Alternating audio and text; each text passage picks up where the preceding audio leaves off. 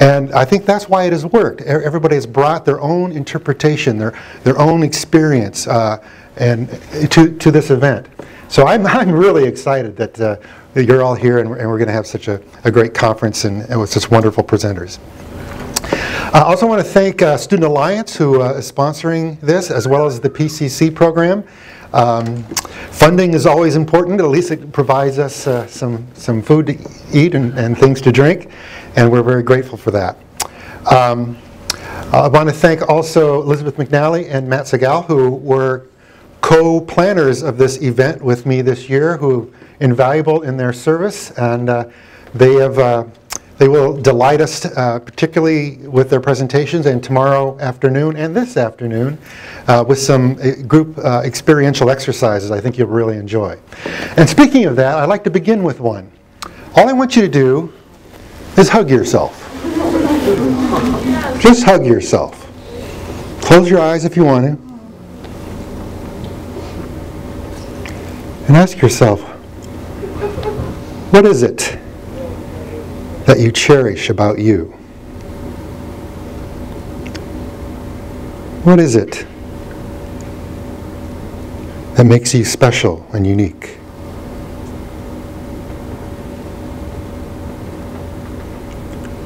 What is it that needs love and nurture? And breathe in warmth and love into your very being, into your soul.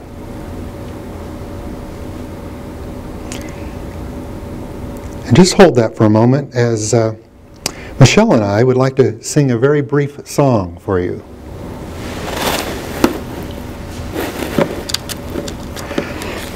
How could anyone ever tell you you were anything less than beautiful? How could anyone ever tell you you were less than whole? How could anyone fail to notice that your loving is a miracle?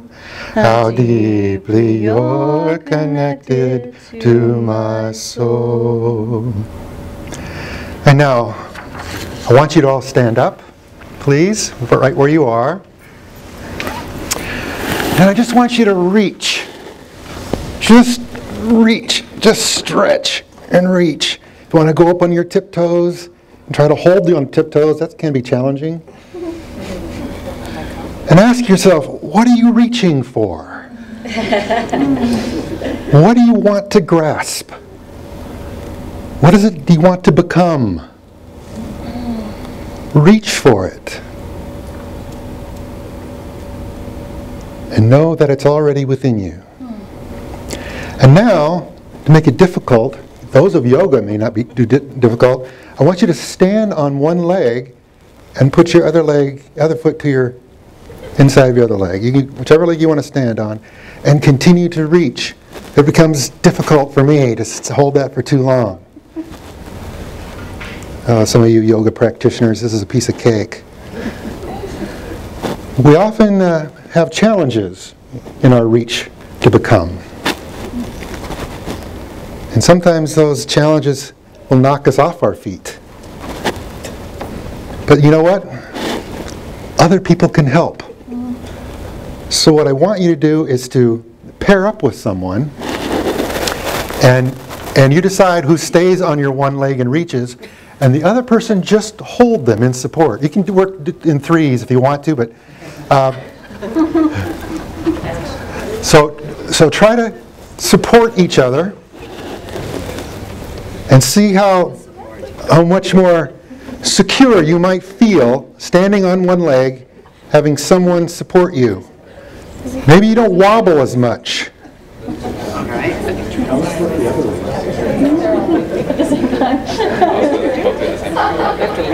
You don't both have to do one leg. That'll be next.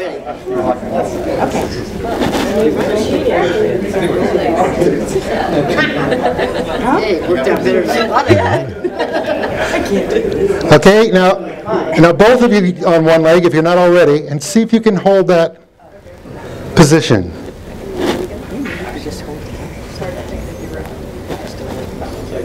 Support one another while holding a position. Is it easier with the support? Yes. It's possible. All right, thank you very much.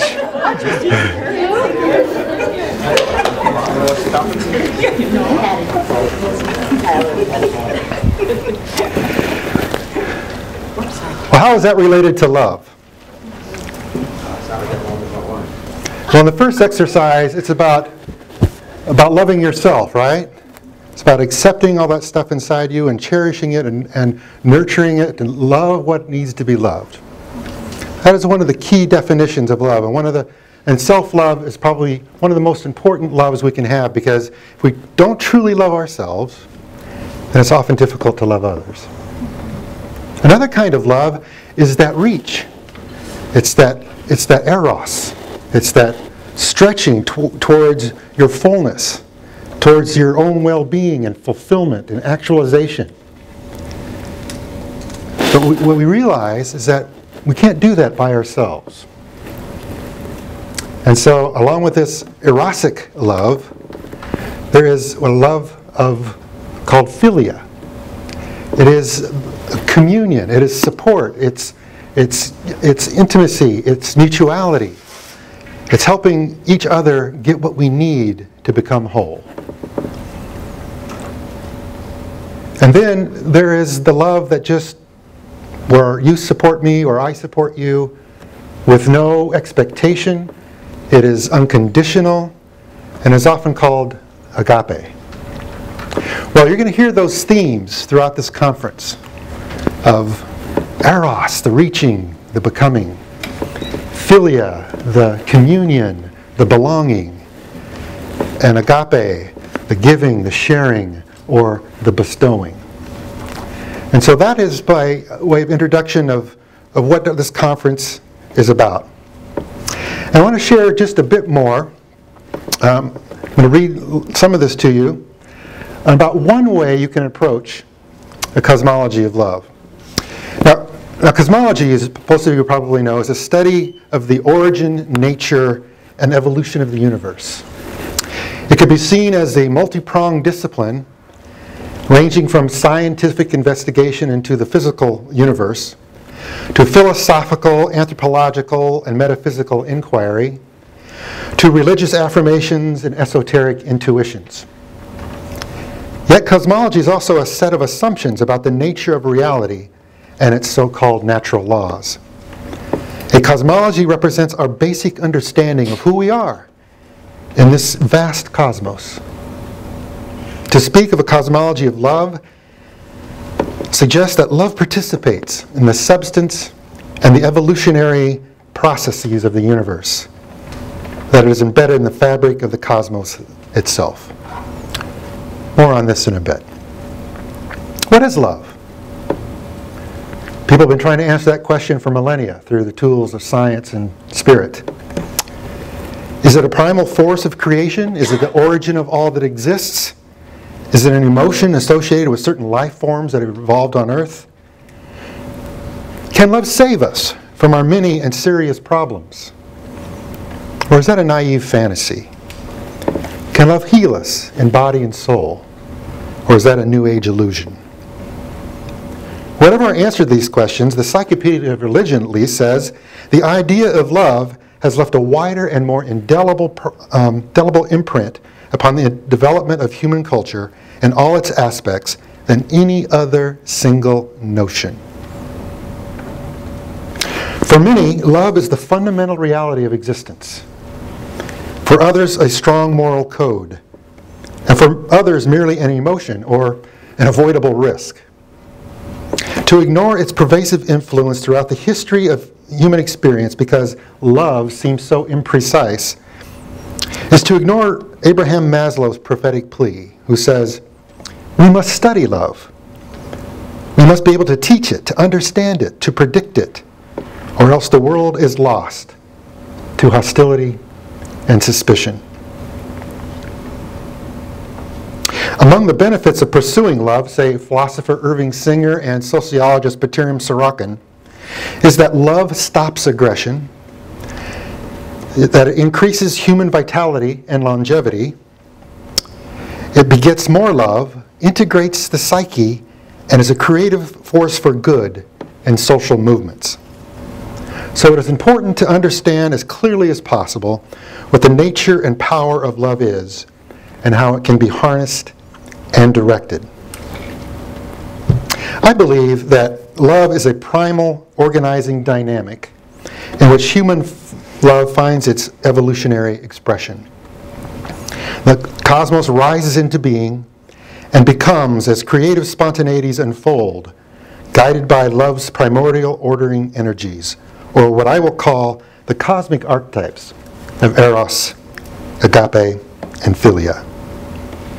Love is the power of allurement, relationship, and unity, a universal creative energy urging relational union that fulfills each beloved. In attempting to construct a formal definition, mine turned out something like this. To love is to act intentionally in empathetic response to others in ways that actualize the full flourishing of all beloved through effective, affirming participation in their dynamic tendencies towards self-fulfillment. To put it more succinctly, love is directed to the realization of the beloved's fullest value and potential. To put it even more succinctly, love begets wholeness. The beloved includes not only another person, but oneself and any other non-human other or object. It can also include a group, the nation, a tribe, a world, a cosmos. Has there ever been a cosmology of love? From the spiritual traditions of the East to the contemporary scientific explorations in the West, the phenomenon of love has held a central place in many of humanity's attempts to understand itself and the cosmos in which it exists. In some fashion, all human cultures have known that love is fundamental to existence. For many of the natural philosophers in ancient Greece, love was understood to be the essence of creation, the source or origin of existence. Empedocles once wrote, "At the beginning of time, love completely dominated the universe." And by the way, the term love here, he was using philia. Interesting. It's kind of an ontology of relationship. For many contemporary metaphysical cosmologists, love consists in a pattern of energies laid down in the primordial flaring forth, or we know it as the Big Bang, guiding and fueling evolutionary becoming through creative cosmogenesis. So love is at once the most mysterious and yet the most indispensable force for human and planetary advance. How we emerge from this dialectic between mystery and indispensable force is increasingly becoming a matter of vital importance. Love informed by knowledge, as the impetus toward a new planetary altruism, can heal bitter social realities and ecological relationships. And as the spearhead of evolution, can build a fulfilling future of interrelating systems within the universe. Wars continue to rage on our planet, as they have for millennia. Human self-destructiveness and ecological devastation have brought the planet to the edge of collapse. We now live in an intolerable situation where social and environmental problems are so compounded and so complex that hope for resolve seems often bleak or fleeting. What can be done to relieve this situation? Perhaps only the discovery of our natural capacity for love can moderate and eliminate human destructiveness. Love is more urgent now than ever before, for compassion, altruism, and forgiveness all arise from the unconditional, unlimited love embedded in the cosmos, which compels our response. This is essential for our survival, yet this fact does not seem to have been penetrated deeply enough into human consciousness to manifest real change in our behavior. You know, people's actions are motivated in part by their deepest beliefs, by their cosmologies and worldviews.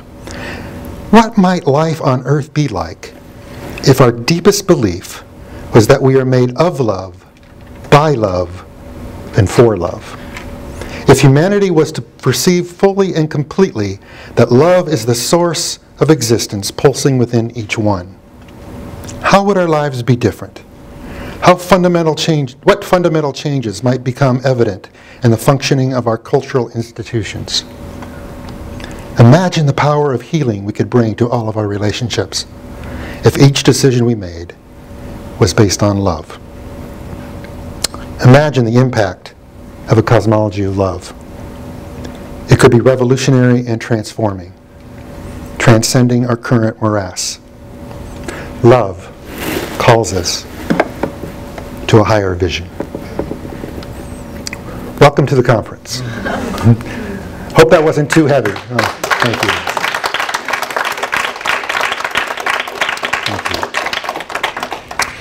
And now I get to introduce our first speaker. Oh, that's me.